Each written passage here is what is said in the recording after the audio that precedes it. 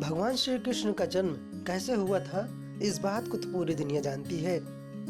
लेकिन क्या आपको यह पता है कि भगवान श्री कृष्ण की मृत्यु कैसे हुई थी? उनके शरीर का दाह संस्कार किसने किया था?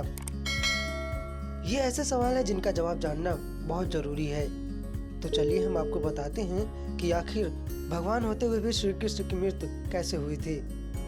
मान्यता है कि भगवान श्री कृष्ण का जन्म 3112 ईसा पूर्व में हुआ था।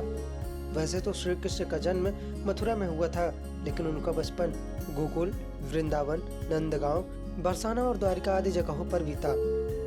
कहा जाता है कि महाभारत युद्ध के बाद भगवान श्री कृष्ण ने 36 वर्षों तक द्वारिका पर राज किया। इसके बाद उन्होंने अपना देह त्याग दिया, यानी उनकी मृत्यु हो गई। कहा यह भी जाता है कि उस समय उनकी आयु 125 वर्ष की थी। महाभारत के युद्ध के बाद जब दुर्योधन का अंत हो गया तो उनकी माता गांधारी दुखी हो गई थी। वह अपने बेटे के शव पर शोक व्यक्त करने के लिए रणभूमि में गई थी और उनके साथ भगवान श्री कृष्ण और पांडव भी गए थे। गांधारी अपने पुत्रों के मृत्यु से इतनी दुखी हुई कि उन्होंने भगवान श्री कृष्ण को 36 वर्षों के बाद मृत्यु का श्राप दे दिया।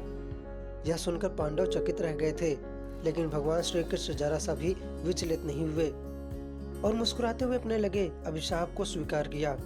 और ठीक इसके 36 वर्षों बाद उनकी मृत्यु एक शिकारी के हाथों हो गई थी। भगवत पुराण के अनुसार भगवान श्री कृष्ण एक दिन एक पीपल के पेड़ के नीचे विश्राम कर रहे थे। तभी जरा नामक एक बहेलिये ने श्री कृष्ण को हिरण समझकर दूर से उन पर तीर चला दिया, जिससे उनकी मृत्यु हो गई। आपको बता दें कि ऋषि द्वारा कृष्ण के पुत्र सांबा को दिए गए श्राप के अनुसार श्री कृष्ण को लगे तीर में उसी लोहे के तीर का अंश था जो सांबा के पेट में निकला था।